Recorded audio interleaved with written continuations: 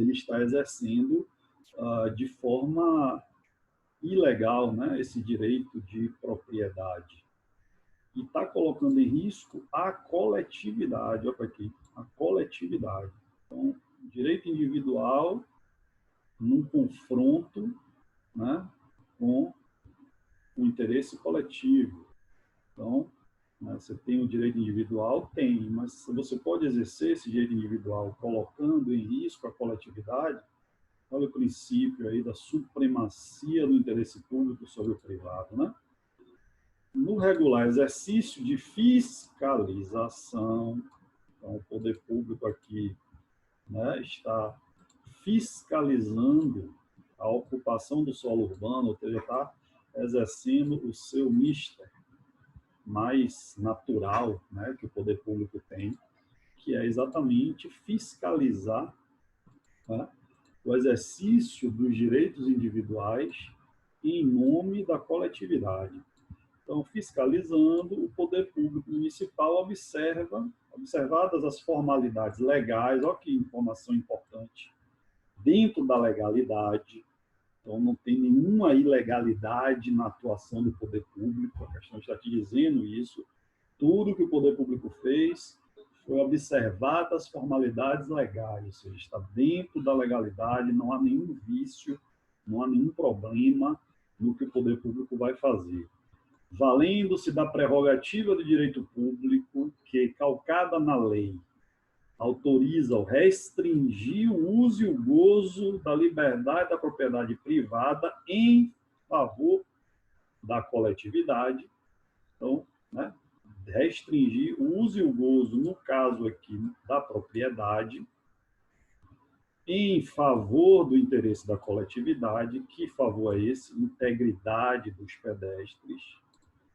Tá? Determinou, então, o poder público está fiscalizando, e aí ele determina, manda, obriga, não pede, por favor, determina, tá? Não é um pedido, oh, por favor, se você puder me ajudar, né? Não, estou determinando que Roberto demolisse a parte irregular da obra. Eu estou mandando que você faça a demolição da sua propriedade, de parte de sua propriedade, que você construiu de forma irregular, colocando em risco a coletividade. Tá? Colocando em risco a coletividade. Tá? O poder administrativo, então, nosso assunto da aula, né? Da aula passada. Dei uma parada aqui que eu estou vendo que a gente está falando que não está me ouvindo, mas a maioria está me ouvindo, não está? O poder administrativo que fundamentou a determinação do município é o poder. Bem, gente, aí é uma questão, como eu disse, a notícia boa de você saber, né, que é poderes cai muito, é porque é sempre uma questão muito fácil, né, gente? Poder que determina, né, que o Estado pode fiscalizar. Deixa eu aproveitar que meu filho está aqui e eu pedi para ele, filho, por favor, escreva de 1 a 40. Vamos aqui fazer o sorteio, aproveitar. Ele acabou de me dar o papel aqui, ó, escrito o número. Deixa eu só confirmar. Filho, fica aqui rapidinho. Filhão, peguei rapidinho só para eu ver aqui no Zap. É de 1 a 40, né? Tem mais alguém? Não, né? Então vai ser de 1 a 40. Ele não conhece o número, tá? E ele acabou de me dar um papel aqui. Olá, Lúcia, tudo bem? Então ele acabou de me dar o papel, tá, galera? Seguindo aquela ordem, aqui, ele aparece aqui. E seguindo aquela ordem lá do grupo, de 1 a 40, ele acabou de me dar um papel com o número, vamos virar aqui, vou virar aqui, ó, não sei qual é o número, mas lembrando que só vai ganhar se a pessoa do número estiver aqui, tá? Só vai ganhar se a pessoa do número estiver aqui.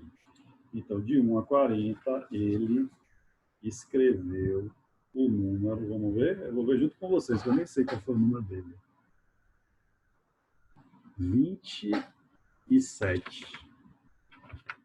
27. Quem é 27 na lista? Deixa eu abrir aqui. 27. Tá. Doutora Radassa Crespo. Doutora Radassa Crespo está por aí. Só vai ganhar se tiver aí. Se não tiver, eu vou sortear outro número. Então pronto. Então, doutora Radassa Crespo ganhou, né, o último livro que faltava, né, que a gente terminou não sorteando na aula passada, que é o Vademecum. Deixa eu pegar aqui. Então, doutora Radassa acabou de ganhar o Vademecum da Saraiva aqui, de 2019. Tá? Aqui. Pronto. Com isso, a gente acaba com os nossos sorteios. Começamos na aula passada, tá? E assim, galera, eu vou ficar atento, tentando, né, conseguir mais livros com pessoas aí. E aí, vamos ver. Se eu conseguir mais, a gente vai sortear mais. Mas estou faltando só esse livro que a gente não sorteou na aula passada. E vamos ver na próxima leva de livros se a gente consegue mais livros aí para sortear para vocês. Tá? Eu estou sempre pedindo, eu sou pidão para essas coisas. Estou pedindo a todos os meus amigos, pedi ao professor Rodolfo Pompona, que me doe uns livros lá da coleção dele, novos. Todo mundo que eu conheço que tem livro. Pedi ao professor Matheus Lins para me doar um livro de arbitragem dele, tá? Para a gente poder fazer esse sorteio aqui. Mas vamos voltar lá, então. Finalizou por enquanto, né, o sorteio de livro. Na aula passada nós sorteamos todos aqueles outros, só ficou faltando o Vademecum, porque a gente quis botar todo mundo, ia demorar um pouco para fazer isso na aula passada. Então é isso. Então vamos lá. Então, qual o poder administrativo que fundamentou a determinação? O poder público está interferindo no direito privado em nome da coletividade, galera. Aí não tem nem muito o que ler as questões, tá? Vocês acertaram tranquilíssimo aí. Essa aqui é a resposta correta. Poder de polícia. Não preciso nem ler o que está no final. Eu leio aqui: hierarquia não é, disciplinar não é, regulamentar não é, poder de polícia só tem esse. Não tem muito mistério, né? Mas vamos, né, ver aqui qual é o problema. De hierarquia, pelo seu atributo da coercibilidade. Não é, né? O atributo da coercibilidade é o atributo do poder de polícia. Lembra que eu falei na aula passada que os dois assuntos... Primeiro, eu falei que dos poderes, o preferido da OAB é o poder de polícia. Aí, confirmou, porque ela fez uma questão que o gabarito é o poder de polícia, né? Então, está aí demonstrado, né, que realmente é o poder preferido da OAB, tá? E aí depois eu falei que dentro do poder de polícia tinha duas coisas que a OAB mais gostava. Um são os atributos, né? E está exatamente aqui logo na letra A falando desses atributos, só que não é do poder hierárquico, né? Esse atributo não é do poder hierárquico, é exatamente do poder de polícia. O particular é obrigado a obedecer ordens emanadas pelos agentes que estão em nível de superioridade hierárquica. Olha que bagunça que, né, a questão fez aqui. O particular, isso aqui tudo, particular é obrigado, tal, isso aqui tudo, tá? Deixa eu botar aqui de outra letra, essa partezinha em verde, é do poder de polícia, realmente, tá? Então, essa parte verde não combina com essa parte em azul, tá?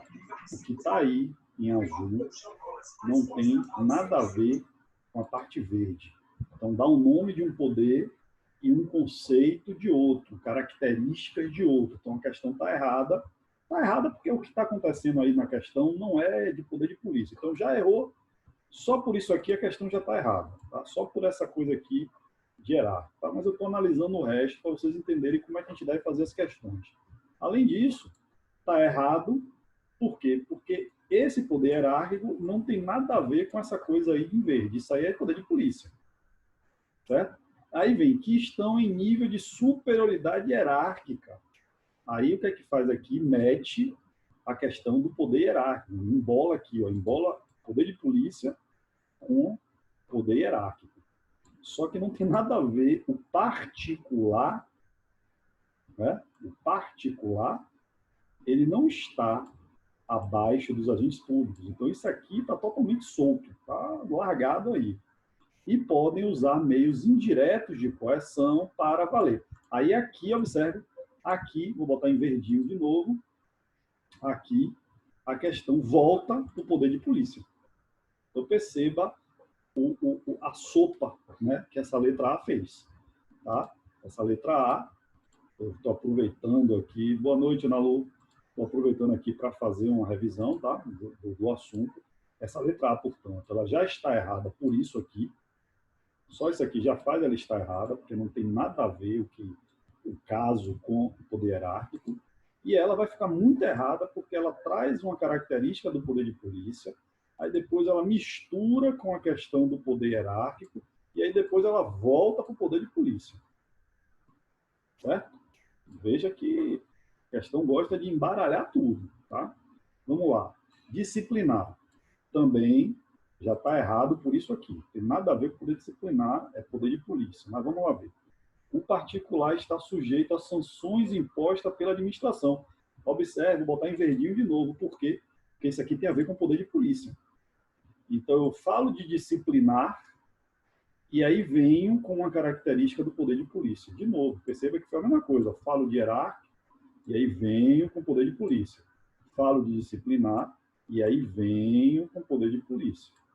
Em razão do atributo da imperatividade, mais uma característica de poder de polícia, por isso que eu estou botando de verde. Desde que haja prévio e imprescindível chancela por parte do Poder Judiciário. Aí aqui, meu amigo, é aquilo que eu chamo de questão praia, né? Está falando, primeiro que já está errado, que fala de poder disciplinar, mas vou imaginar, vamos brincar aqui para a gente estudar, tá? Vamos imaginar que aqui tivesse escrito poder de polícia, tá? Vamos imaginar, de polícia. Observe que questão capiciosa seria.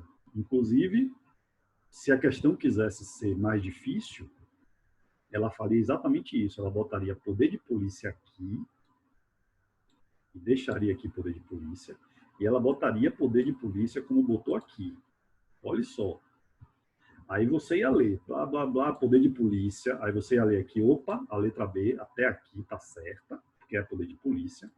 Aí você ia ler essa parte aqui, também está certa, porque é poder de polícia. E aí você ia ler essa aqui. E aqui, e somente aqui, é que estaria o erro. Por quê?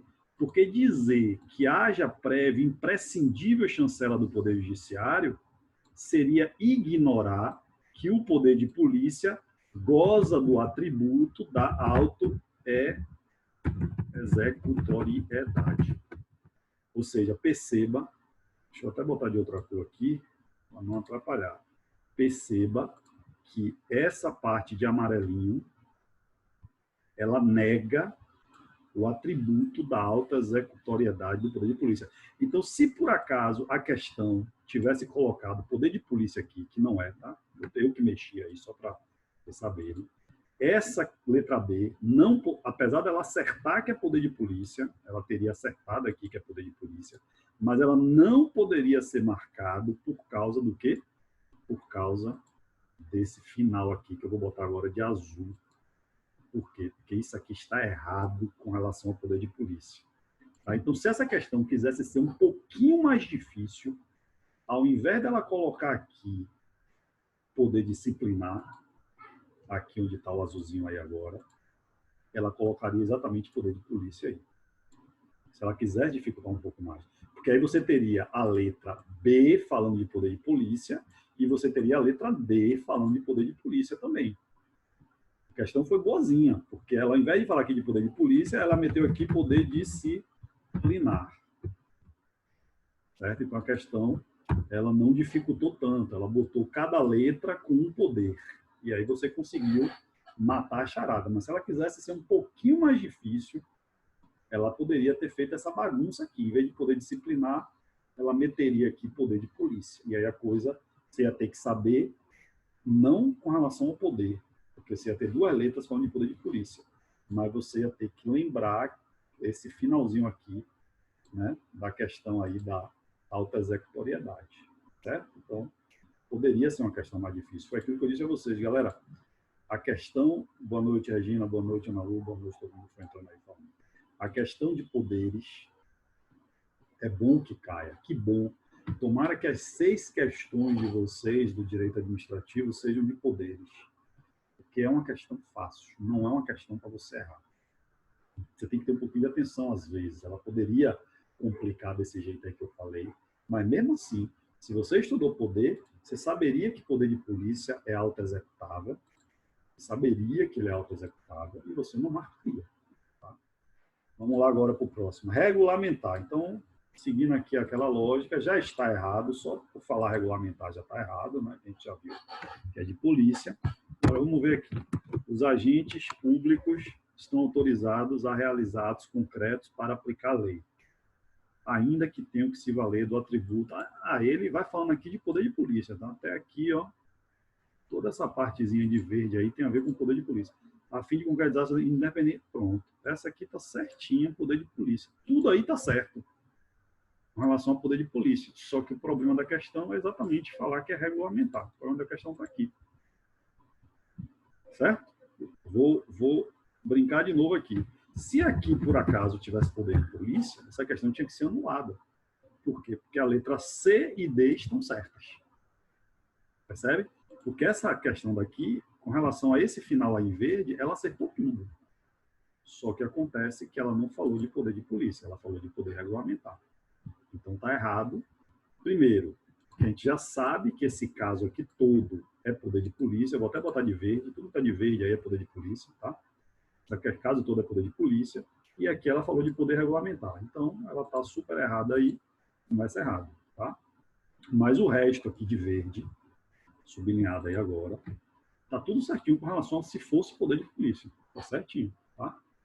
E, finalmente, a letra certa, né? A letra, eu vou botar de azul aqui, já que tá certa, vai ser de azul. Sempre que eu tenho isso, azul é certo, verde, vermelho é errado. De polícia, beleza. A fiscalização apresenta duplo aspecto, um preventivo, né? Perfeito, por meio do qual a gente procura impedir, e um repressivo. Se o preventivo não funciona, né, se preventivamente as regras, né, os decretos, os regulamentos e tal não, né, servem, aí parte para a repressão, manda demolir. Se for o caso, até vai lá e faz a demolição. Vou imaginar, se esse Roberto aqui, vamos continuar refletindo aqui, que a questão poderia ser, se esse Roberto aí não fizesse a demolição, não vou demolir, não quero nem saber. Porque, veja, por enquanto, a prefeitura determinou que Roberto demolisse. Não foi ela que entrou lá e demoliu. Ela mandou demolir. E se ele não demolir, o poder público pode sancionar ele aqui, ó, aplicação de uma sanção, tá? Aplicação de uma sanção, uma multa até que ele venha demolir, né? O poder público poderia entrar e demolir.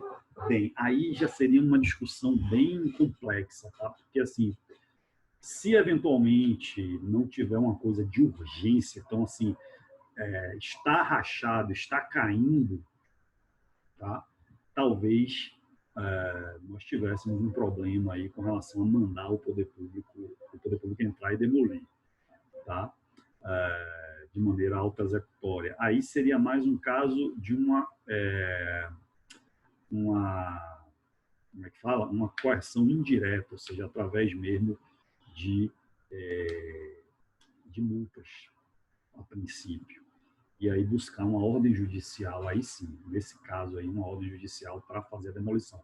Agora, se por acaso a questão trouxesse uma informação a mais, que está rachado, está caindo, está desabando e tal, e que aí você já cria uma situação de urgência, você já cria uma situação muito urgente, e aí o poder público já estaria autorizado, talvez, a entrar mesmo sem ordem judicial, e fazer a demolição. Tá? Porque, assim, apesar do poder de polícia, apesar de toda a força, apesar da auto-executoriedade, apesar da supremacia, enfim, tudo que a gente já falou na aula passada, tá? A verdade é que a gente está lidando com direitos individuais, né? Direitos aí de propriedade. Né? Então, é preciso ter um certo nível aí, vamos dizer, de respeito, né?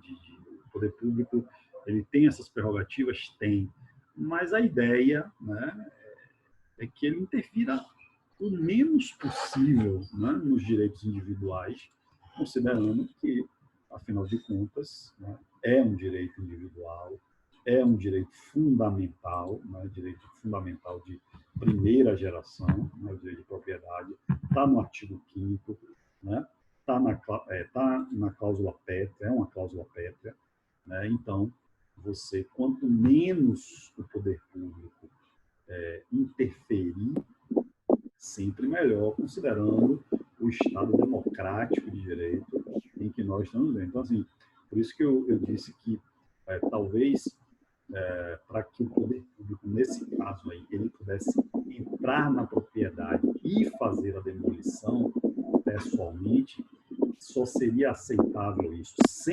Com ordem judicial, ele poderia. Tá? Tendo ordem judicial, ele entra e demole.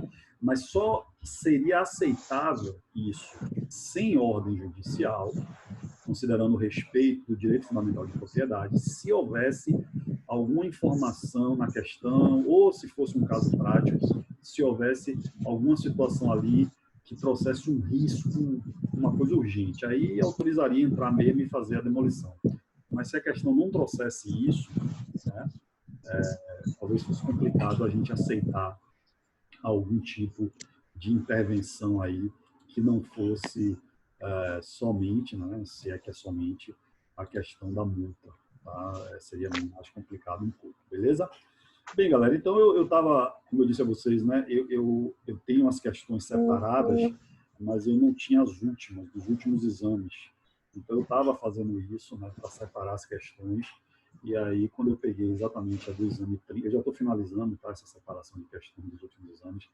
Quando eu peguei exatamente no exame 30, que eu vi essa questão toda sobre poderes, eu quis começar hoje fazendo, vamos dizer, essa revisão, né, daquilo que a gente falou na aula passada, mas efetivamente o nosso assunto de hoje serão os atos administrativos, que eu espero que vocês me avisem aí, já estão vendo aí no slide os atos administrativos, já está aparecendo para você. Radassa diz que ela acertou essa questão na prova. Muito bom, Radassa. Que bom. Aí já são... Você só precisa agora de 39, né? Acertou uma, é assim que vai contando. Acertou uma, opa, só precisa de 39. Aí vai, 2, 38, até você matar as 40, tá? Não precisa acertar as 80 questões, que eu vejo às vezes o aluno preocupado com as 80 questões, acerta 40. Cara. O alvo são 40 questões, não são 80, não. Tá? Quem acertar 40 e quem acertar 80 vai ter a mesma carteira, não tem nenhum problema com relação a isso. É diferente de concurso público, né, que você tem classificação e tal.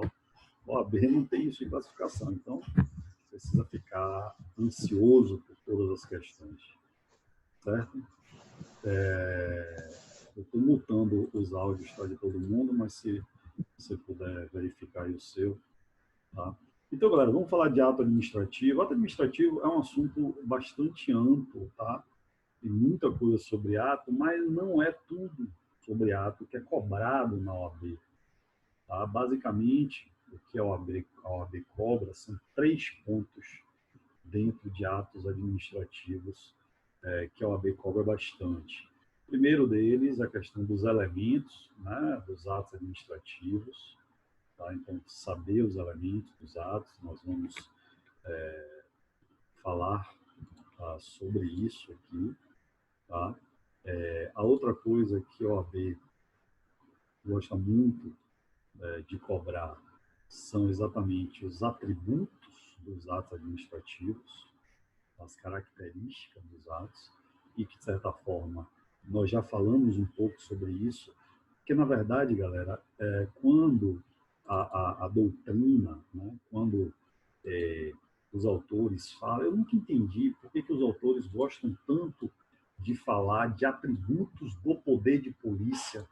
O poder de polícia, ele é exercido via atos administrativos.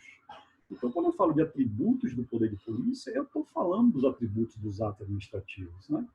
Então, eu nunca entendi e acho meio que desnecessário, né? Fica parecendo que é um outro assunto, que é mais uma coisa. Sim, Analu, está gravado, eu vou botar lá no YouTube, tá? Quem não está inscrito ainda na minha página no YouTube, se inscreva lá, que eu estou botando todas as nossas aulas lá para vocês assistirem em outro momento.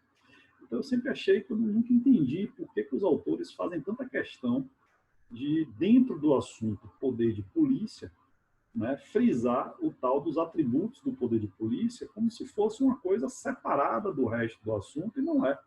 Então, de certa forma, como nós falamos na aula passada dos atributos do poder de polícia, nós já mencionamos alguns atributos dos atos administrativos, tá? Então, primeiro, os elementos, segundo, os atributos dos atos administrativos, e uma outra coisa que os autores que a prova gosta bastante sobre atos administrativos é a questão da teoria da nulidade dos atos, né? A teoria da nulidade, se é nula, anulável, se pode convalidar, se não pode, ou seja, aquela questão principalmente, né, da anulação, da revogação dos atos administrativos. Então, eu vou focar nesses 3 pontos hoje, tá? Ato administrativo é um dos maiores assuntos de administrativo, tem muita coisa para a gente falar, mas eu vou realmente focar especialmente nesses 3 pontos, né, dos atos administrativos. Claro que a gente vai falando aqui de algumas outras coisas, à medida que a coisa for caminhando, tá? Mas meu foco será mais realmente esses 3.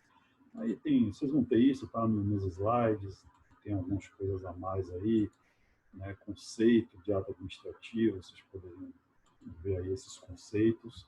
Eu vou só para, né, também não passar em branco, batido, eu vou ficar aí com esse conceito básico aí, tá? Então, o que é ato administrativo? Manifestação unilateral, tá? Por que unilateral? Unilateral porque é ato, né? Se não for unilateral, nós estaríamos diante de um contrato, de um negócio, né? O último ponto, Cecília, foi, na ordem que eu falei, a teoria das nulidades dos atos. Formas de extinção dos atos, convalidação, né, todas essas questões. Então, voltando aqui para o conceito, tá, é uma manifestação unilateral de vontade. Bem, primeiro, todo ato é uma manifestação de vontade. Se não for manifestação de vontade, não é um ato, é um fato, né? Então, os atos administrativos, eles precisam ser manifestação de vontade. E é unilateral. Por quê? Porque se não for unilateral, não é um ato, é um contrato, é um negócio jurídico.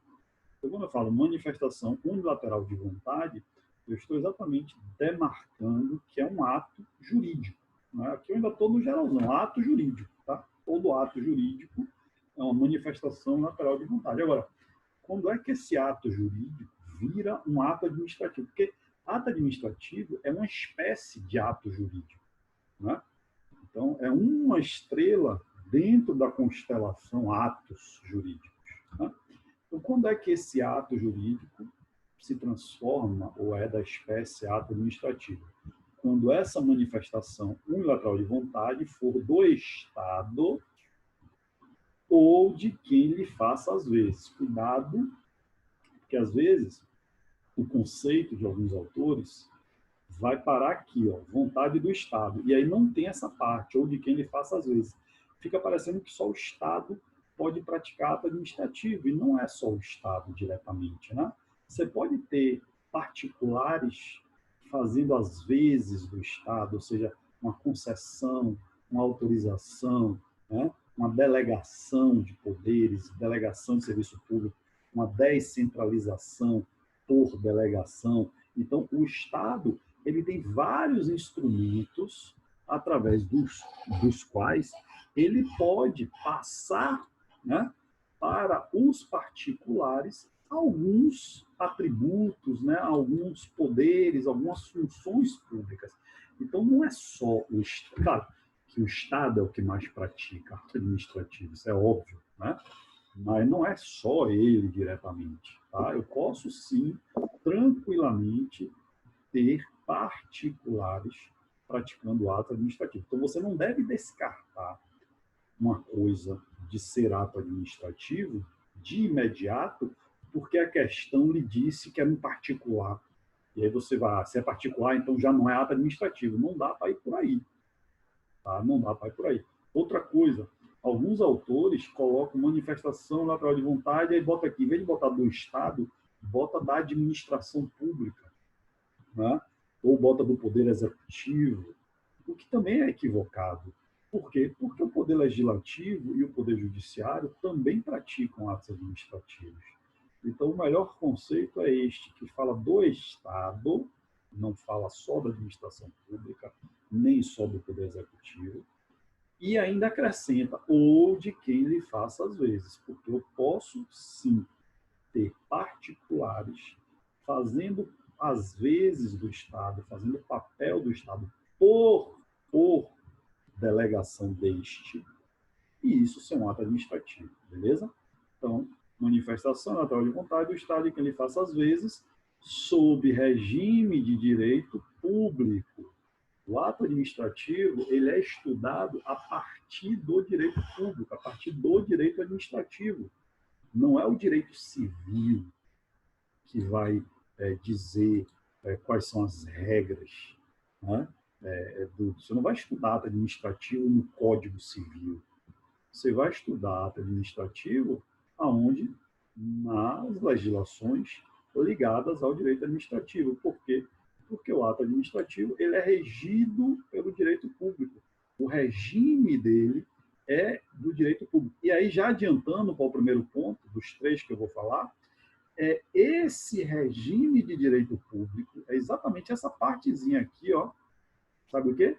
Que dá os atributos dos atos administrativos. Então, os atributos, que eu vou falar daqui a pouco, assim que eu terminar esse conceito, eu vou falar de atributos. Os atributos só existem por causa do regime de direito público, porque os atos administrativos, eles são pautados, eles são regulados pelo direito público. Se não fosse isso aqui, os atos administrativos não teriam os atributos que nós vamos estudar. É isso aqui que garante os atributos dos atos administrativos, tá? Então, sob regime de direito público, expedida abaixo da lei e a título de cumpri-la. Essa parte aqui, galera, tem duas informações muito importantes. A primeira delas, que tem a ver com o assunto que nós já falamos, princípios. Olha o princípio aqui. A título de cumpri-la. Princípio da legalidade. O ato administrativo ele deve respeitar a legalidade. Com isso aqui eu não estou dizendo só que existem atos vinculados, tá? Os atos discricionários também cumprem a lei. Então não é uma questão se é vinculado, se é discricionário, que vai dizer se respeita ou não a legalidade. A legalidade é sempre respeitada, independentemente se é um ato vinculado, se é um ato discricionário. Tá? Ele tem sempre que cumprir a lei. Então está aqui, ó, a título de cumpri-la, está falando aqui em outras palavras, respeitado o princípio da legalidade, previsto em lei, tá? Pré-estabelecido em lei, e o Estado vai apenas cumprir a lei, executar a lei. E isso não tem a ver com ser ato vinculado só, porque os atos discricionários também são para executar a lei. Apesar deles terem um pouco mais de liberdade, apesar deles serem um pouco mais folgados do que os atos vinculados, mas eles também estão cumprindo lei. Pelo amor de Deus. Ninguém vai imaginar que porque o ato é discricionário não tem a ver com legalidade, ok? Então, a título de cumpri-la. Segunda informação aqui importante. Já que eu falei Estado aqui em cima, o Estado ele manifesta unilateralmente a vontade dele basicamente de três formas. Eu poderia dizer de maneira bem básica que o Estado ele pratica basicamente três tipos de atos, ou seja, três tipos de atuações. Uma delas são os atos administrativos. Mas a outra são os atos legislativos. Então, quando eu boto aqui expedido abaixo de lei, o que eu estou dizendo no conceito? Olha, eu não estou falando de atos legislativos. Ou seja, ato administrativo é diferente de ato legislativo. Lei, norma, decretos, regulamentos não são atos administrativos, porque eles estão na categoria de norma. Então, aqui eu estou dizendo, olha, ato administrativo é manifestação natural do Estado, mas não é ato legislativo. Não confunde ato legislativo com ato administrativo. Tá certo? Então, duas informações aqui. Primeiro, o princípio da legalidade. Segundo, que ato administrativo e ato legislativo não se confundem. Por quê? Porque o ato legislativo está acima, o ato administrativo está abaixo. Ora, se eu tenho uma relação de cima e baixo, significa que não são as mesmas coisas. Porque se for a mesma coisa, eu não posso estar acima ou abaixo de mim, né? Porque eu sou eu. Então, para eu fazer essa comparação de cima e baixo, de direita e esquerda, eu tenho que ter duas coisas distintas, né? Então, quando diz que está abaixo da lei, está dizendo que, olha, uma coisa é lei, uma coisa é ato legislativo, outra coisa que está abaixo é ato administrativo, beleza? Então, expedido abaixo da lei, a título de cumpri-la, sujeito, né, esta manifestação aqui está sujeito a controle judicial de legalidade. Aqui eu tenho uma informação também importante. Eu disse que o Estado pratica basicamente três tipos de atos. Eu já falei de dois. Atos administrativos, que é o que nós estamos estudando, e atos legislativos, que é essa coisa aqui de lei. Tá? Qual é o terceiro tipo de ato? Atos judiciais, atos jurisdicionais. Então, quando eu digo que o ato administrativo está sujeito a controle judicial de legalidade, eu estou fazendo a mesma coisa que eu fiz aqui com essa partezinha abaixo da lei. Só que agora, em vez de diferenciar ato legislativo de ato administrativo, eu estou diferenciando ato judicial de ato administrativo. Por quê? Porque o ato judicial controla o ato administrativo, ou seja, o ato administrativo está sujeito a controle do ato judicial. Então, eu também tenho duas coisas diferentes, porque uma controla a outra. Então, não pode ser a mesma coisa. Mesma lógica de cima e baixo. A lei está em cima, o ato está embaixo, então eles têm que ser coisas distintas. O ato está aqui, o controle judicial está aqui, então tem que ser coisas distintas. Então, perceba que expedido abaixo da lei e sujeito a controle de legalidade judicial, estão aqui, essas duas partezinhas do conceito, elas estão aqui exatamente para diferenciar as três coisas que o Estado faz: ato administrativo, ato legislativo e ato judicial.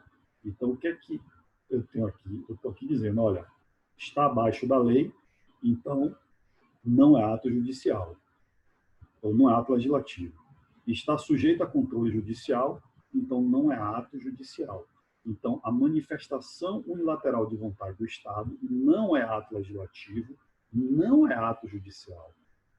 É o ato administrativo que nós estamos falando. Tá? E que possui efeitos jurídicos imediatos. Criação, extinção, restrição e direitos. Essa parte aí também é bem importante, galera, porque exatamente para diferenciar os atos administrativos de atos normativos expedidos, principalmente aqui pelo Poder Executivo, pela administração pública. Essa partezinha aqui, que possui efeitos jurídicos imediatos, ela está aí principalmente por causa da administração pública. A administração pública, ela pratica atos normativos. Quais são esses? Decretos e regulamentos. E ela pratica atos administrativos. Os atos normativos têm efeitos jurídicos imediatos. Os atos normativos, eles estão na classificação dentro do grupo de normas e não de atos administrativos. Qual é a diferença de um decreto e um regulamento para uma exoneração? O decreto e o regulamento tem efeito jurídico imediato, porque ele é um ato normativo. A exoneração tem efeitos jurídicos imediatos, porque é um ato administrativo. Imediatamente, quando a pessoa é exonerada, ela perde o cargo. Imediatamente. Tá?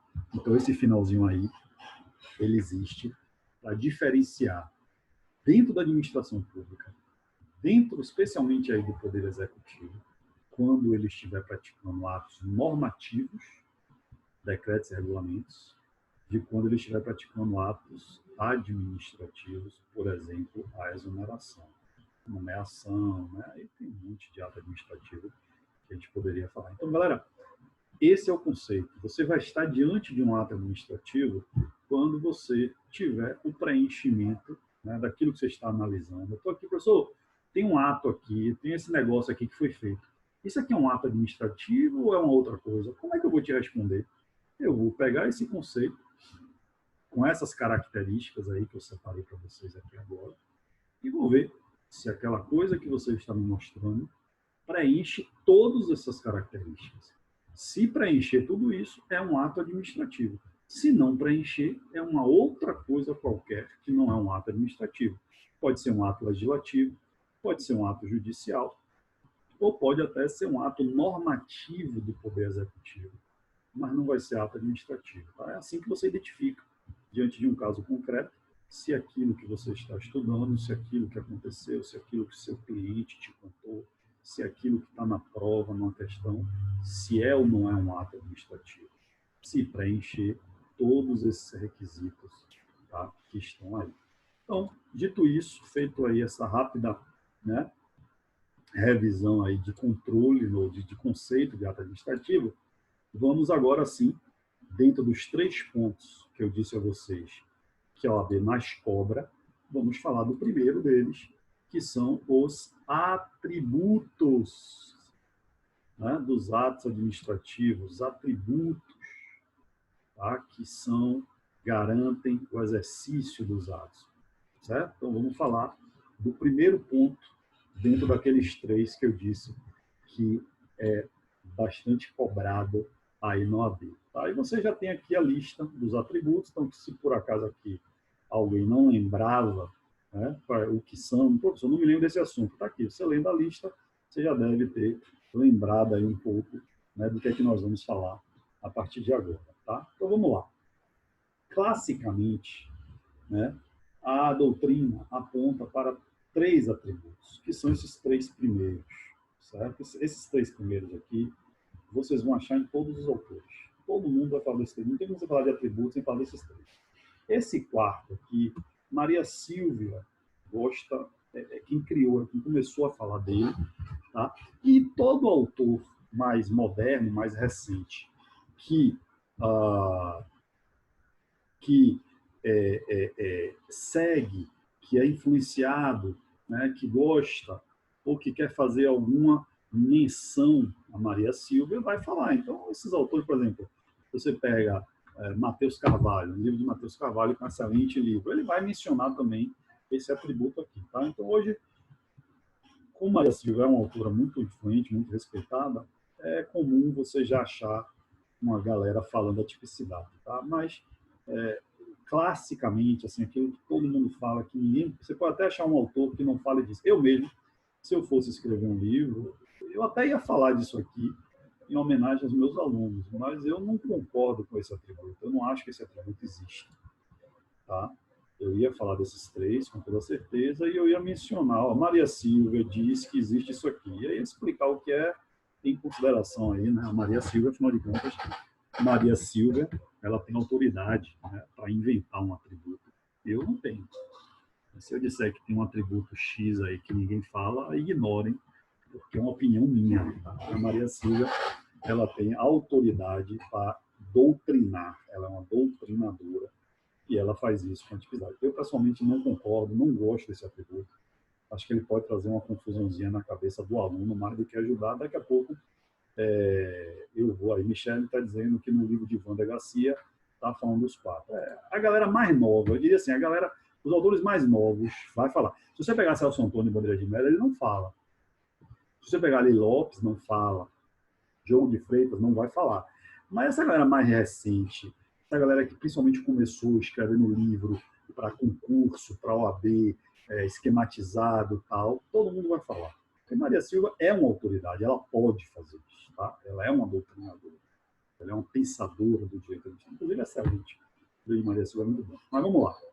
Eu vou explicar daqui a pouco o que é ele e por que eu não gosto dele. Tá? Mas assim, galera, a prova do OAB, considere esses quatro. Tá? Considere esses quatro. Vamos lá. Presunção de legitimidade.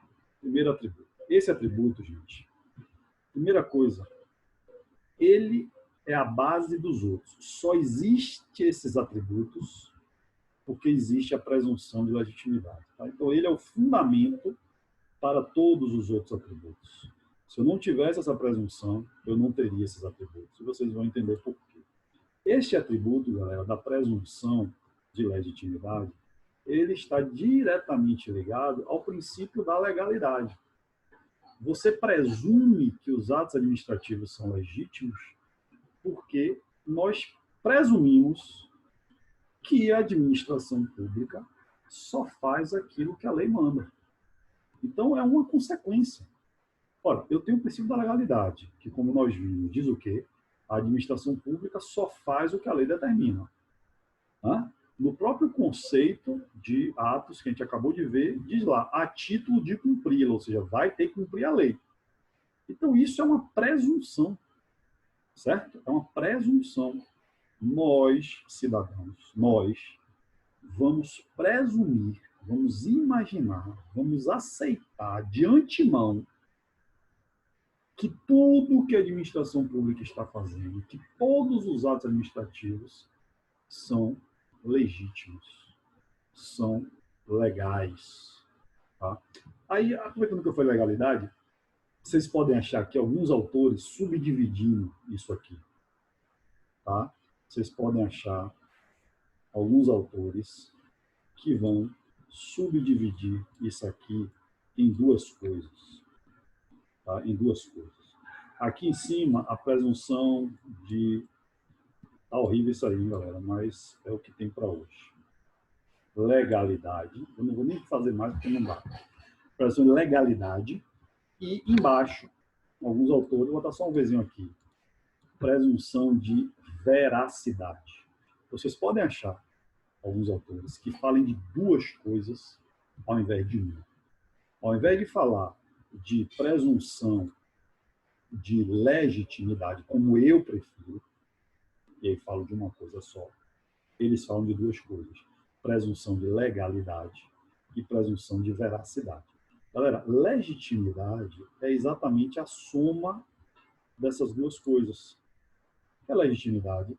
Legitimidade é a soma, somei, é a legalidade qualificada pela verdade, pela honestidade, pela moralidade, o princípio da moralidade. Então, quando você fala de presunção de legalidade somente, o que você está dizendo? Você está dizendo que está de acordo com a lei, cara crachá. Certo? Então, presunção de legalidade significa cumprir a lei, ponto. Mas nem tudo que é legal é honesto. É aquela velha dicotomia desde o direito romano entre legalidade e honestidade, moralidade, entre direito e justiça. Né? Então, nem tudo que é legal necessariamente é honesto, é verdadeiro. Então, aí os autores falam de presunção de legalidade, ou seja, nós vamos presumir que está seguindo a lei estritamente, em cabrestos, e eu estou seguindo a lei. E aí depois eles falam presunção de veracidade, ou seja, é honesto, é moral, tá? É verdadeiro. Certo? Eu prefiro juntar essas duas coisas. Como assim juntar? Bem, presunção de legitimidade. Por quê? Porque a legitimidade, ela já significa tanto verdade, honestidade, moralidade, quanto legalidade. Porque legitimidade é mais do que legalidade. Legitimidade não é só seguir a lei. é seguir a lei de forma honesta, de forma verdadeira. Então, presunção de legitimidade já soma essas duas presunções que outros autores falam. Mas eu estou falando isso porque vocês podem pegar um livro que o autor fale de presunção de legalidade, e aí ele vai explicar que segue a lei, e aí depois ele fale presunção de veracidade. E aí ele vai dizer que é verdadeiro, que é honesto, que é moral, que é justo, sei lá como é que ele vai falar. Então eu já prefiro usar a presunção de legitimidade. Por quê? Porque já abarca essas duas ideias, tá? Então, voltando aqui, presunção de legitimidade é isso. Nós vamos presumir que tudo que a administração pública faça está de acordo com a lei e com a verdade, e com a honestidade, e com a moralidade. Até porque eu tenho dois princípios, o princípio da legalidade e o princípio da moralidade, que nós já estudamos. Então, a gente presume. Por isso que a presunção ela está presente em todos os atos administrativos. Todos os atos administrativos gozam de presunção de legitimidade. E para que isso existe? Por que tem esse atributo?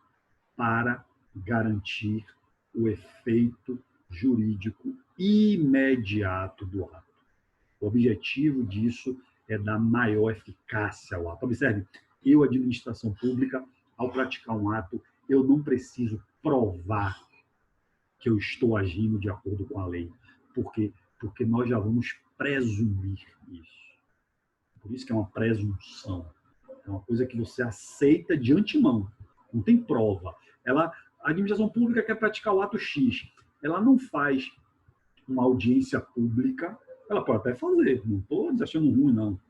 Mas ela não precisa fazer uma audiência pública para mostrar a toda a sociedade, né? Olha, eu estou fazendo isso, porque a lei no artigo tal me diz isso, diz aquilo, tal, e aconteceu. Ela não precisa fazer essa prova anterior. Ou seja, a gente já presume que é legítimo. Ponto. Então ela vai fazer, acabou. É isso também que, no fim das contas, percebe o que eu falei na estante? Isso aqui é o fundamento dos outros. É presumir que é legítimo que garante que seja auto-executável, ou seja, que não precise, já falando aqui da auto-executabilidade, não preciso de autorização judicial. Por que eu não preciso de autorização judicial? Porque a gente já está presumindo que é legítimo. Então perceba que essa presunção é o atributo mais importante, porque só existem as outras porque presume-se que é legítimo. Agora, é uma presunção, não é uma certeza de legitimidade. Certo? E por isso é relativo. Ninguém está garantindo que é legítimo.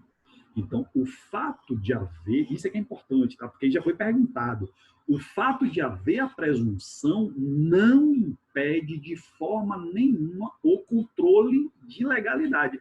Então, se você sofre um ato administrativo e você verifica, você acha, você tem indícios de que o ato administrativo é ilegal, você pode, deve ir ao judiciário. E o judiciário pode, deve fazer o controle se realmente houver ilegalidade. Então, é presunção, não é certeza. Eu não gosto de falar de presunção relativa e presunção absoluta. Eu sei que lá no direito civil tem presunção relativa, presunção absoluta, presunção juris tanto, iure et iure. Toda presunção é relativa. Na minha concepção do português, né, se você fala presunção absoluta, me parece que é bastante paradoxal, não? Uma presunção absoluta, mas você presume uma coisa que é absoluta, ou você está presumindo e é relativo, ou você tem certeza e é absoluto. Mas você tem uma presunção absoluta. Eu sempre, quando os professores me explicavam essas presunções lá do direito processual e tal, eu sempre achei meio contraditório essa coisa de presunção absoluta, né? Eu acho meio estranho, enfim, mas pode ser que eu não saiba muito bem o português, e por isso eu me atrapalho. Então, galera, é uma presunção, não é certeza, então não afasta de hipótese nenhuma o controle. Mas a ideia é que o Estado vai fazer imediatamente. Ele não vai precisar provar antes. Inclusive, uma discussão que já se teve muito é o seguinte: se houver o controle, se uma pessoa vai ao judiciário, de quem é o ônus da prova. Porque muitas pessoas, e eu pessoalmente adoro essa corrente, mas infelizmente é a minoria, e a jurisprudência não aceita, a jurisprudência pacífica, né, de outra forma. Mas eu, pessoalmente, adoraria que houvesse a inversão do ônus da prova. Ou seja, beleza, eu presumo que os atos da administração são legítimos, mas eu, cidadão, estou achando que não é, tem indício, vou no judiciário e eu gostaria, mas não é essa a resposta correta, isso é uma posição pessoal minha. Eu gostaria muito que houvesse a inversão do ônus da prova, ou seja, que a administração pública é que tivesse que provar em juízo que ela está dentro da lei, e não eu, cidadão, provar que é ilegal, beleza? Isso para mim seria ótimo, mas não é essa o entendimento da maioria da doutrina e muito menos da jurisprudência, principalmente do STF. Então, não há inversão do ônus da prova. Se o cidadão vai impugnar o ato, é ele, cidadão, que tem que provar a ilegalidade. É a regra de ônus. Quem alega, prova. Não há inversão. Tá? Eu gostaria que houvesse, porque eu vejo uma clara disparidade de armas, tá? Entre o cidadão de um lado no processo judicial e a administração pública, o Leviatã do outro lado. Mas, infelizmente, a doutrina não vai por aí e a jurisprudência muito menos. Tá? Então, não há nenhuma inversão do ônus da prova aqui. Presume-se que é legítimo, presume-se. Isso não afasta o controle, não afasta, mas se a pessoa for fazer o controle, é ela a pessoa que tem que provar a ilegalidade. Aliás, alguns autores de maneira bastante conservadora vão dizer exatamente o seguinte: olha, se você já presume, aí é que não há mesmo inversão do ônus da prova. Então, a presunção, nesse caso, seria um reforço a não termos a inversão do ônus da prova. Tá? Infelizmente, essa é a doutrina vencedora. Então, nunca esqueça qualquer questão, não marque, não há inversão do ônus da prova. Mesmo que a hipossuficiência, a disparidade, porque a inversão do ônus da prova nasceu para quê? Para quando houver uma disparidade processual de armas. Por exemplo, Justiça do Trabalho. Você tem uma empresa e você tem um hipossuficiente. Defesa do consumidor. Você tem uma multinacional e você tem um consumidor ali brigando com a Apple. Então, há uma disparidade de armas, eu inverto o ônus da prova. Me parece que essa lógica está presente aqui, mas, infelizmente, não é assim que a maioria pensa. Tá? Então, não há inversão do ônus da prova. Então, é isso que é a presunção da legitimidade, beleza? Imperativo, presente aqui em todos os atos. Imperatividade. Imperatividade, galera, tem a ver aqui diretamente, primeiro, com o princípio da supremacia do interesse público sobre o privado e, segundo, com a própria presunção de legitimidade. O ato só é imperativo porque nós vamos presumir que ele seja legítimo, beleza? E o que é a imperatividade? A imperatividade é o atributo, a característica do ato administrativo que faz com que a administração pública não precise da concordância do terceiro para praticar o ato. Vou dar um exemplo bem idiota, mas para vocês verem, e eu espero que na hora da prova você lembre desse meu exemplo idiota. Se a administração pública vai exonerar uma pessoa, ela não precisa perguntar à pessoa se ela concorda. Vem cá, meu amigo, eu vou te exonerar. Você concorda com a exoneração? Por que ela não precisa perguntar? Porque o ato é imperativo. Eu não preciso da concordância do particular. Eu não preciso da concordância do terceiro. Eu pratico os meus atos e eles têm validade e vão a fazer o que é para fazer. Tá? Só existe a imperatividade porque existe a presunção de legitimidade e porque existe o princípio da supremacia do interesse público sobre o privado. Tá? Mas, de novo, a imperatividade, assim como a presunção, também não afasta o controle judicial de legalidade. Tá? É imperativo? É. Vai se impor à vontade? Vai. mas não vai afastar o controle judicial. Aquela pessoa, para ficar no exemplo que eu dei, aquele cara exonerado que achar que a exoneração dele é ilegal, vai ao judiciário, e de preferência com um mandado de segurança, que é o melhor instrumento para essa situação. E se o judiciário verificar a ilegalidade, ele vai anular a demissão ou a exoneração, e principalmente no caso da demissão, né, e vai reintegrar o cara, a pessoa, ao seu cargo. Certo? Então, isso é que é imperatividade, certo? Isso é que é a imperatividade.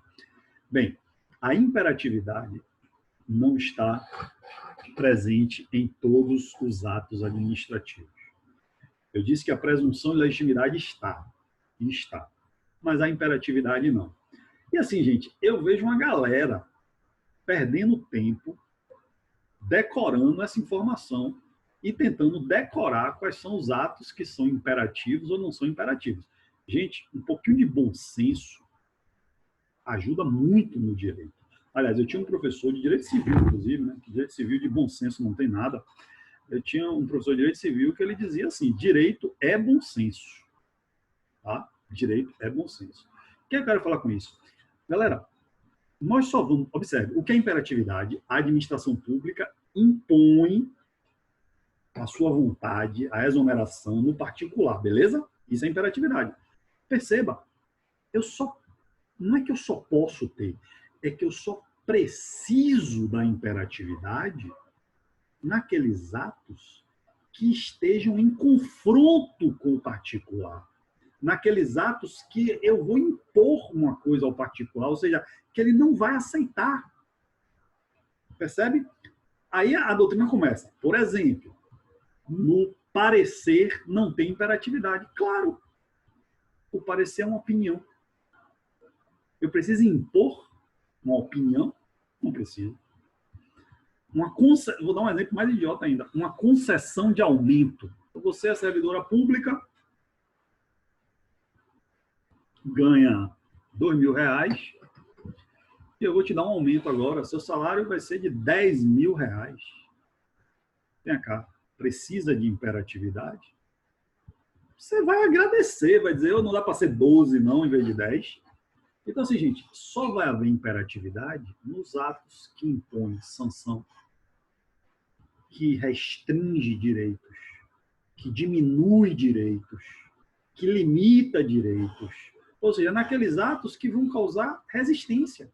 Eu não tenho imperatividade em atos que ampliam direitos. Claro, se eu vou dar mais direito, você vai dizer que não quer? Eu vou precisar impor a você mais direito? Não vou. Então, assim, gente, não precisa ficar decorando, né, quais são os A. Eu vejo a galera fazer uma lista, e o professor faz uma lista, né? Exatamente, meu amigo. Meu amigo lembrou aí quem foi, deixa eu ver aqui sua fala. Michelin, desculpa, não foi meu amigo, foi minha amiga. O caso da questão anterior, da demolição, perfeito. Se precisasse ali o poder público demolir, ia ter imperatividade. Por quê? Porque eu vou aí demolir sua casa. Você vai fazer o quê? Não, venha, claro, tome aqui um café, uma massagem. Não, você vai demolir só essa parte? Não, derrube a casa toda logo, porque você não derruba meu quarto ali. Não, o cara vai dizer, não, não vai entrar na minha casa, não, vai criar confusão. Aí eu preciso da imperatividade para impor o interesse público contra o seu interesse individual. Então, gente, não precisa fazer listinha, né? Fazer mnemônicos. Lembre dos atos imperativos. Peter Pan, aí cria lá. Não existe, é só você entender o que é imperatividade.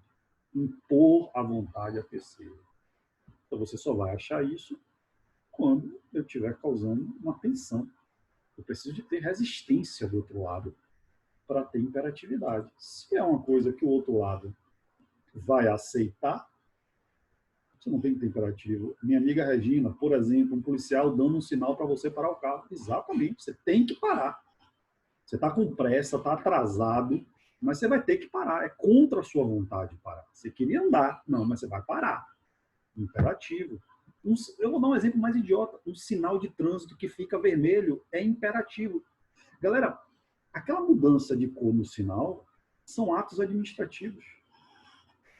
Lembra do conceito? Manifestação unilateral de vontade do Estado. O Estado está dizendo a você o que ali? Pare, siga, atenção. Isso é ato administrativo. E é imperativo, porque eu fico vermelho o sinal, mando você parar quando você está com pressa e quer andar. Mas você vai ter que parar. Se você não para, se você não respeita a imperatividade, o que é que eu faço? Eu te multo. Eu aplico uma sanção, ou seja, imperativo. As multas são imperativas, porque ninguém gosta de pagar multa. Então, eu preciso, presume-se legítimo, ou seja, presume que está dentro da legalidade, e eu vou impor a multa a você. Então, presunção de legitimidade e imperatividade. Beleza? Terceira atributo aqui, ó, autoexecutoriedade. Esse atributo, a gente já falou dele quando a gente falou de poder de polícia. Autoexecutoriedade é o quê? Não preciso de autorização do Poder Judiciário. A autoexecutoriedade, galera, está fundamentada, primeiro, no princípio da tripartição dos poderes. Considerando que a administração pública ela está centralizada, eu não gosto de pensar que a administração pública é exclusiva do Poder Executivo, mas ela, a sua grande maioria está no Poder Executivo e alguns autores consideram que a administração pública e Poder Executivo são sinônimos. Tá? Eu não considero assim. Mas vamos concordar que a grande maioria do que nós chamamos de administração pública realmente está no Poder Executivo. O Poder Executivo ele não pode ficar sujeito, subordinado ao Poder Judiciário. E quem garante isso? A autoexecutoriedade. Então, o primeiro fundamento da autoexecutoriedade é o princípio da tripartição dos poderes. O segundo fundamento, olha que legal, é a presunção de legitimidade. Eu só não preciso de autorização do judiciário, por quê? Porque nós combinamos que tudo é legítimo. Certo? Então, a autoexecutoriedade é a desnecessidade de autorização do Poder Judiciário. Bem, galera, a autoexecutoriedade, assim como a presunção, tá? Eu não vou tentar escrever de novo, mas eu só vou fazer as duas setinhas aqui. Ó. Alguns autores também dividem. Em vez de falar de uma coisa só, que eu acho mais simples, mais fácil, os autores, às vezes, dividem. Então, em vez de você pegar um autor aí, em vez de ver lá autoexecutoriedade, você não vai ver. Você vai ver duas coisas. A primeira é exigibilidade. Exigibilidade. E a segunda, executoriedade. Então, pode ser que vocês achem, né, autores falando de duas coisas ao invés de uma. Em vez de falar de autoexecutoriedade, eles vão falar de exigibilidade e executoriedade. Veja só, galera. As duas coisas não precisam de autorização do Poder Judiciário. Então, eu acho que falar de autoexecutoriedade é muito bom. Tá? E é bastante satisfatório. Espera aí que deu uma cãibra aqui na minha perna. Gente velha fica sentada muito tempo, você sabe como é, né? Uma cãibra.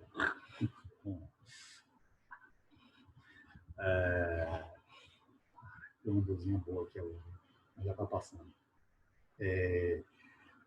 As duas coisas não precisam de autorização do Poder Judiciário. Então, eu acho que você falar de autoexecutoriedade é perfeito, é ótimo. Sabe? Já responde. Mas vamos lá. Qual é a diferença? O que é que esses autores levam em consideração para fazer essa diferença? Por exigibilidade, eles vão dizer que são meios indiretos de coerção. O principal exemplo, para não dizer o único, que até hoje eu só vi os autores dando esse exemplo, são as multas. A multa é um meio indireto do poder público te coagir a não fazer uma coisa. Certo? Então, a multa seria exigível. Seria um exemplo de exigibilidade. Eu não preciso de autorização do Poder Judiciário para aplicar uma multa. Então, para mim, É mais do que perfeito você falar que a multa é autoexecutória, não precisa subdividir. Mas o exemplo da exigibilidade seria a multa, tá? E a executoriedade, por sua vez, seria meios diretos de coerção, que é isso quando o poder público vai lá e mete a mão na massa e faz. Para ficar no exemplo que a gente viu da questão, se o poder público fosse lá e fizesse a demolição, aí os autores vão dizer que isso seria executável e não exigível. Ou seja, o poder público vai lá e executa. Então, apreensão de mercadorias seria um exemplo, né, de executoriedade e não de exigibilidade. Tá? O poder público não vê lá você é dono de uma farmácia e aí ele verifica várias caixas de remédios vencidos, ele não vai apenas te exigir que você entregue a ele. Ele vai lá e vai pegar as caixas e vai levar. Ou seja, ele vai executar a ordem. Tá? Observe que nos dois casos eu não preciso de autorização do Poder Judiciário. Então, as duas coisas, galera, tanto a exigibilidade quanto a executoriedade são auto-executáveis. Por isso que eu não acho necessário você fazer essa distinção. Tá? Mas, mais uma vez, vocês podem achar, tá, alguns autores que façam essa distinção e por isso que eu estou explicando a vocês, tá, essa situação. Galera, observe. A presunção está presente em todos os atos. A imperatividade está presente nos atos que impõem, né, que restringem direitos. A autoexecutoriedade só está presente em duas situações. Primeira situação, previsão de lei, previsão legal. Então, você só pode ter autoexecutoriedade, a aplicação de uma multa, a apreensão de uma mercadoria, a demolição de uma coisa, se tiver lei dizendo que naquela situação, né, existe autoexecutoriedade, ou seja, que o poder público pode ir lá fazer aquilo. Tá? Primeira hipótese, portanto, e a regra é essa, com previsão legal, expressa. A segunda situação é a exceção, que é em casos de urgência. É possível que o poder público pratique atos sem autorização do Poder Judiciário e que não tenha uma previsão legal expressamente detalhada sobre aquilo, simplesmente pelo poder geral de cautela que o poder público tem de proteger a coletividade. Então, vou imaginar que a demolição daquele caso não esteja prevista em lei, né, que o município pode ir lá demolir. Mas se o município verifica na fiscalização que o prédio vai desabar em cima de uma escola, de uma creche que fica do lado da casa, o poder público pode, desde que o princípio da motivação aqui, devidamente motivado, alegando a urgência, demonstrando a urgência, o poder público pode ir lá e fazer a demolição. Tá? Mas isso é sempre a exceção. A ideia da autoexecutoriedade básica é que tenha, né, sempre uma previsão legal para que o poder público possa fazer essa execução sem a devida previsão na lei, tá certo? Então, somente em duas situações. Previsão legal, que é a regra, e em situações excepcionais de urgência devidamente motivadas, beleza? Então, tá aqui os princípios, os atributos. Eu quero aqui, antes de falar de tipicidade, eu quero abrir aqui um parênteses. Por quê?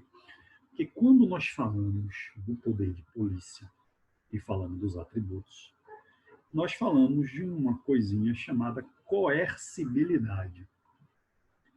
E aí, quando você vem aqui para os atributos dos atos administrativos, nenhum autor fala de coercibilidade. Então, coercibilidade é um atributo que só é mencionado pelos autores quando eles estão falando dos atributos especificamente do poder de polícia. Não, nenhum autor fala de coercibilidade quando está falando dos atos administrativos em gerais. Mas, como a gente já falou, eu só quero relembrar o que é. A coercibilidade, galera, nada mais é que uma imperatividade mais robusta. Tá? seria uma imperatividade um pouco mais forte. Por quê? Porque a coercibilidade, então, aí, imaginando, né, uma questão de poder de polícia, porque provavelmente uma pergunta que envolva coercibilidade só vai cair numa questão sobre o poder de polícia, como minha amiga aí falou, Michele, possibilidade do Estado usar a força, exatamente. Coercibilidade é quando o Estado usa da própria força para obrigar a pessoa a fazer aquilo. Então, é mais do que imperatividade. Tá? Imperatividade é um pouquinho mais fraco que isso. Então, um exemplo, se usar a polícia, então se chama a polícia, né, para poder executar uma atividade, aí eu saio da imperatividade, né, e vou para a coercibilidade. Vocês têm que ter atenção, gente, por quê? Porque agora que eu falei da coercibilidade, essas três coisinhas, quais são? Imperatividade, autoexecutoriedade e a coercibilidade podem ser confundidas, tá? Porque são três coisinhas que terminam se parecendo um pouco, certo? E aí eu sempre digo aos meus alunos o seguinte, e se a OAB quiser, e ela gosta de fazer isso, já teve questão assim, ela pode criar uma questão que ela dê o caso, e ela diga, diante do caso, qual é o atributo que está presente. Aí vem letra A, imperatividade, letra B, coercibilidade, letra C, autoexecutoriedade, e a letra D, ela bota qualquer coisa lá. Aí, às vezes, você pode ficar, meu Deus, e aí? Porque, galera, a rigor, nenhum exemplo que a questão possa criar vai retirar um desses atributos. Então, a rigor, as três letras estariam corretas. O que você tem que pensar e analisar não é se existe só uma, porque não vai existir. Qualquer caso que a questão de uma fiscalização que entra num lugar e que apreende um negócio, que faz uma coisa contra a vontade da pessoa, você vai ter imperatividade, autoexecutoriedade e coercibilidade junto. Não tem uma hipótese dessa que diga, não, aqui não tem autoexecutoriedade. Não existe. Então, a rigor, as três letras estariam certas. Então, não é como se a questão de colocar diante dessa decisão, marcar ou letra A, imperatividade, ou letra B, coercibilidade, ou letra C, autoexecutoriedade, não é uma questão de você excluir duas e ficar só com uma. É uma questão de você ver no texto do caso para qual das três a questão está te encaminhando mais. Tá? E aí eu vou dizer, eu sempre digo isso aos meus alunos. Você só vai marcar autoexecutoriedade. Você só marca essa aqui se a questão falar expressamente de poder judiciário, sem autorização do poder judiciário, sem mandado judicial, sem ordem judicial. De alguma maneira, para você marcar autoexecutoriedade, a questão tem que dizer que não tem ordem judicial, que não foi preciso ordem judicial, que não é necessário, de alguma forma, você tem que ler Poder Judiciário. Se você não tiver essa informação lá, não é que aquilo que está na questão não é autoexecutável, é que a questão não quer que você marque autoexecutoriedade. Como eu estou dizendo, não é que você vai excluir, você não vai excluir nenhum dos três, mas você tem que ver para onde a questão está te encaminhando.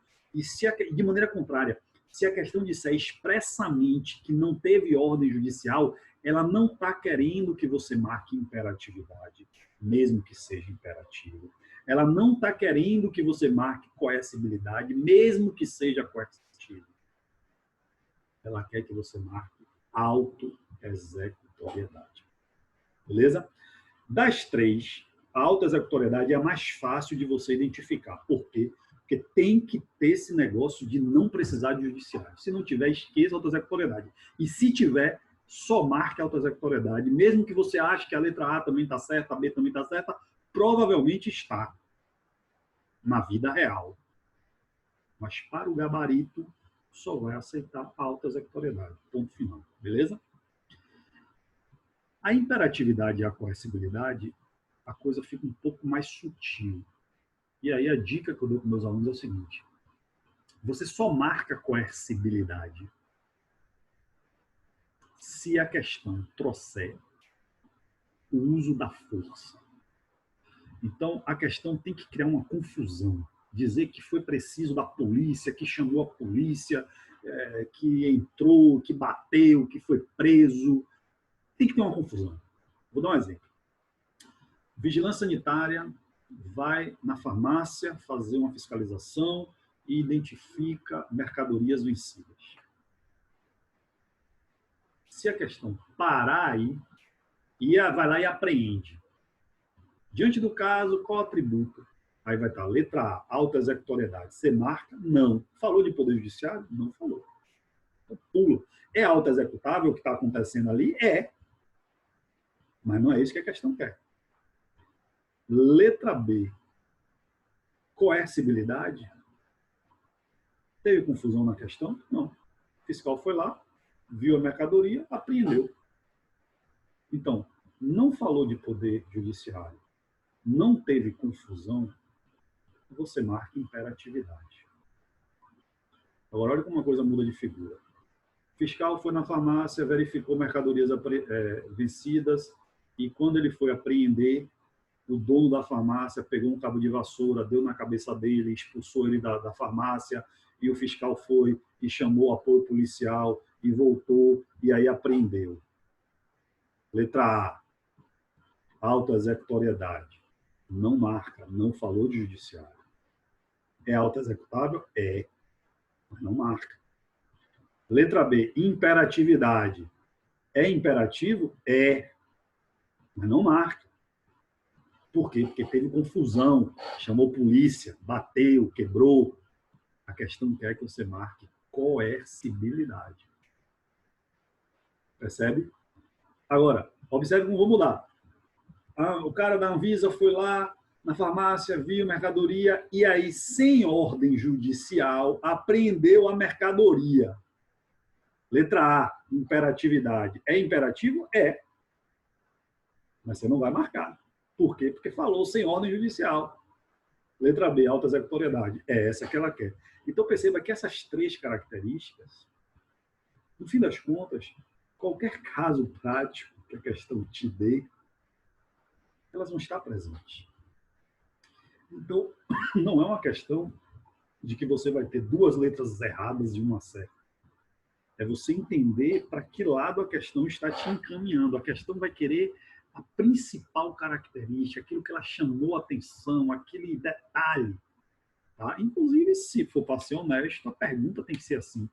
Diante do caso concreto, qual a principal característica e tal? Tem que falar alguma coisa assim, porque senão, galera, a verdade dos fatos é que tanto a letra da coercibilidade, da imperatividade e da autoexecutoriedade, elas estão certas. Tá?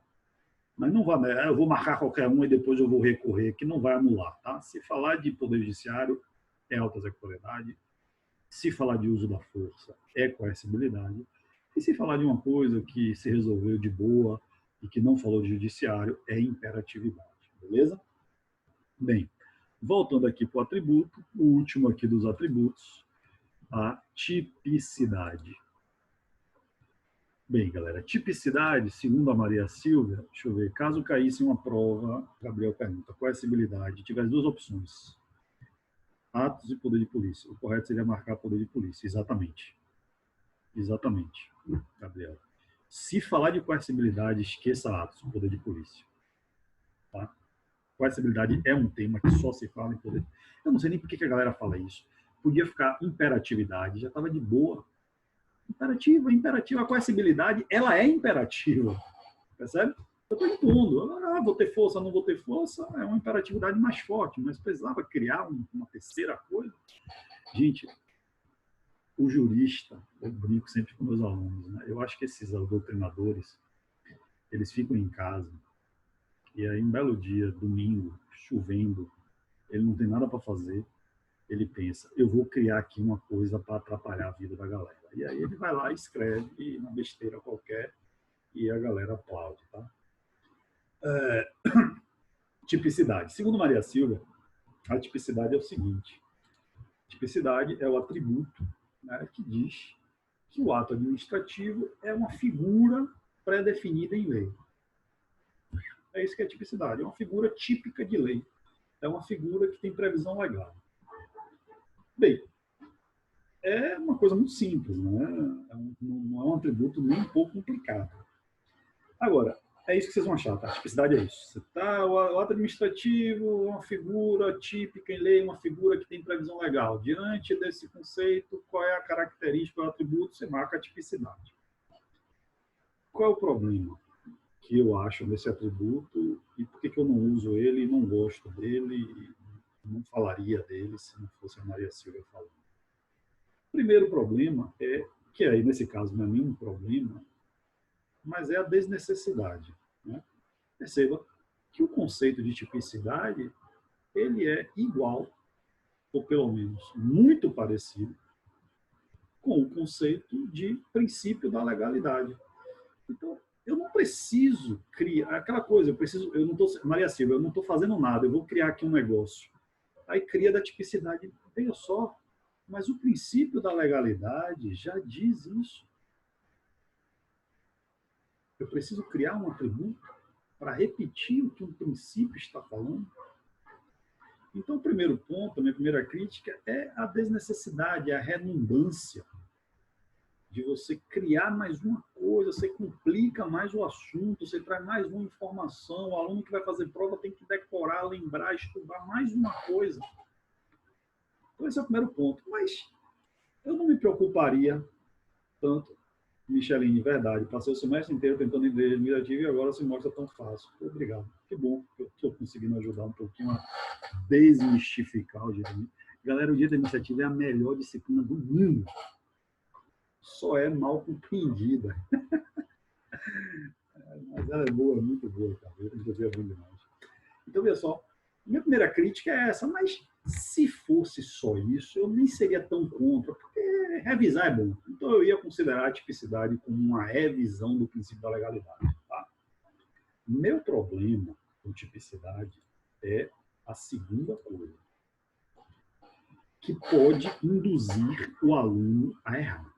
Aí eu tenho um problema sério. Como assim, professor? Galera, e minha amiga Leide, quando você ouve tipicidade, típico, vocês lembram de que no direito? O que é no direito que a gente fala a vida toda, os professores, que é típico, é fato típico, é típico? Direito penal. Crimes. Os crimes são tipos legais, não é? E qual é o problema? O problema não tem nada a ver que você tem, não é, o problema não é ser do direito penal. Eu até gosto de direito penal. Não entendo muito, mas acho bacana. O problema, gente, é o seguinte: quando você estuda direito penal e você diz que os crimes são figuras típicas, o que você está querendo dizer? Que são coisas que estão totalmente desenhadas na lei. São coisas que estão prescritas em lei, previstas. Não há crime sem lei anterior que o preveja, nem pena sem prévia cominação legal. A professora Isabela deve ter falado isso já 1000 vezes para vocês, não é? Ou seja, eu não posso ter um crime tubarão branco. Não existe. Por quê? Porque não existe esse nome no Código Penal. Se amanhã o nosso Congresso Nacional alterar o Código Penal e criar crime tubarão branco, aí vai existir o crime, não é? Então, você tem uma lista exaustiva de crimes, ou está no Código Penal ou nas leis extravagantes, ou não existe. Ou seja, eu tenho como fazer uma lista de todos os crimes, todos. Beleza? Por quê? Porque eles são tipos legais. Agora, quando você quer dizer que que os atos administrativos são figuras típicas, o aluno desavisado, e esse é o meu problema, pode pensar que ele vai amanhã conseguir fazer uma lista com todos os atos administrativos. Que todos os atos administrativos têm um nomezinho, um significadozinho, como é crime. Homicídio, lesão corporal, não sei o quê, roubo, furto. Roubo é roubo, furto é furto, lesão corporal é uma coisa, homicídio é outra, tentativa é uma coisa, não sei o que é outra, desistência voluntária, blá, blá, blá, blá, blá. E, galera, deixa eu dar uma notícia a vocês. 99% dos atos administrativos são figuras inominadas. Ou seja, a grande maioria dos atos administrativos não tem nomes. Você não é uma figura típica. O direito administrativo, existe o princípio da legalidade? Existe. A administração pública só vai fazer a administração pública só vai fazer o que a lei determina? Sim. Mas daí a você dizer que todos os atos administrativos são figuras típicas, a tipicidade é um exagero tão grande que não condiz com a realidade. Então, essa é a minha crítica. Eu entendo o que Maria Silva está falando e acho que isso, o princípio da legalidade já me disse. Não preciso dessa informação aqui para saber desse assunto. Mas o pior não é isso. O pior é o aluno estudar, ver Maria Silva dizer que os atos administrativos são figuras típicas, são figuras pré-definidas em lei, e ele ficar achando que ele vai ter um código de atos administrativos, onde ele vai ter todos os atos com um nomezinho e um conceito, um nome e um conceito, um nome e um conceito. Isso não vai existir. Existe uma lista dos atos administrativos mais famosos? Existe. A gente vai estudar atos em espécie. Aí nós vamos falar de autorização, de licença, de homologação, de exoneração. Beleza. Mas essa lista, galera, é 1% dos atos administrativos. 99% não tem nome. 99% não tem um conceito. Tudo que a administração pública está fazendo o dia todo são atos administrativos. E você acha que cada coisinha que o secretário, que o prefeito, que o governador, você acha que cada coisinha que ele faz lá está num código de atos administrativos, como os crimes estão no Código Penal? Então, para mim, o principal problema desse atributo é esse, é induzir o aluno a errar. Se você entendeu o que Maria Silva está dizendo e não vai pensar em fazer uma relação de tipicidade com os tipos penais, beleza, não tem problema nenhum. Tá? Afinal de contas, é Maria Silva falando. Né? Maria Silva tem autoridade tranquila para falar. Mas só não caia nessa de achar que você vai ter uma lista de código de atos administrativos como você tem o Código Penal. Tá? Então, essa é a minha crítica, a tipicidade, e é por isso que eu não gosto da tipicidade, porque eu não gosto de induzir meus alunos a errar. Tá? Mas aceitem que existe, que dói menos, como eu faço. Eu aceito que dói menos. Tá? E para o OAB, professor, para o OAB, considere a tipicidade. Beleza? Se a questão disser qualquer coisa, que o ato administrativo é uma figura que está na lei, tal, não sei o quê, blá, blá, blá, blá, blá. Diante disso, a questão se refere a qual atributo do ato administrativo. Aí você vai lá e marca a tipicidade. Tá? Que tem a ver com a legalidade, que pode ser uma questão que, ao invés de pedir atributo, esteja pedindo princípios. Diante dessa informação, qual é o princípio? Você vai marcar a legalidade. Então, né, bem desnecessário. Tá? Galerinha, é o seguinte, eu estou olhando aqui no meu relógio e já faltam 5 minutos para as 9. E o próximo assunto, os 2 próximos assuntos, eles são também bastante extensos, tá? A questão dos elementos dos atos. Deixa eu só mostrar aqui para vocês, tá? Aí o slide tem aí, tá? Assim como nos outros, explicando cada um dos atributos, toda essa coisinha que eu falei aqui, ó. Vocês vão ver aqui nos slides, tá? Tem essa negocinho aí. E aí a gente vai cair aqui para os elementos dos atos administrativos: competência, forma, finalidade, objeto e os pressupostos. Isso aqui, galera, é muito extenso, tem muita coisa para falar aqui, tá? E eu com certeza não terminaria antes de 10 horas da noite, tá? Eu não vou querer cortar o assunto, então eu vou preferir finalizar hoje com vocês aqui, tá? E deixar esse assunto aqui. Me lembrem que na nossa próxima aula nós vamos começar exatamente falando dos elementos dos atos administrativos, tá? E isso aqui, gente, também é muito, muito, muito importante. Cai muito isso aqui também em prova. Como eu disse, com relação a atos, atributos, elementos e a teoria das nulidades, as extinções dos atos, a convalidação dos atos, beleza? Luciana pergunta, é disponibilizado os slides? Sim, Luciana, eu estou colocando os slides no grupo que a gente tem no WhatsApp, tá? Então, se alguém aí, não sei, Luciana, não estiver no grupo do WhatsApp, eu peço que coloque aí o seu celular, por favor, alguém acrescente aí, alguém que está de administrador, acrescente aí a Luciana, tá? Para ela estar no grupo aí. Luciana já botou o celular dela aí, certo? Quem é que está de administrador que está aqui na aula? A Sheila está por aí?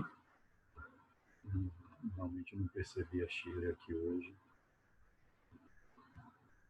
Tá, alguém, por favor, bota lá no grupo o celular dela e a Gisele também está pedindo, ó. Deixa eu ver aqui se eu boto aqui logo no zap.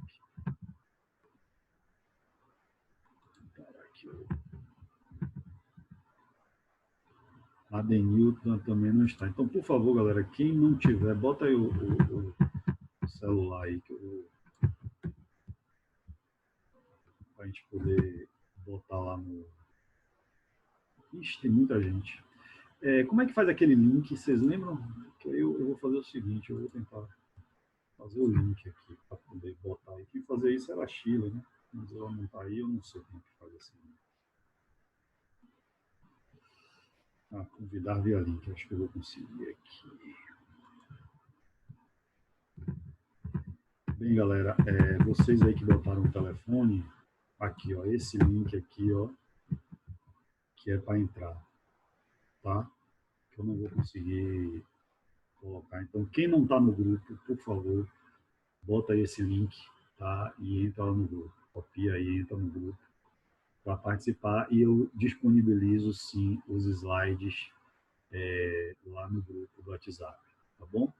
Então, gente, é isso. A aula está sendo gravada, que eu vi que alguém me perguntou aí, e eu disponibilizo a aula lá no meu canal no YouTube. Então, você procura lá no YouTube, professor Tiago Chuba, e você vai assistir essa aula aí. Quem não está no grupo de WhatsApp, por favor, entra aí nesse link, entra lá no grupo, que lá a gente disponibiliza mais informações, tá bom?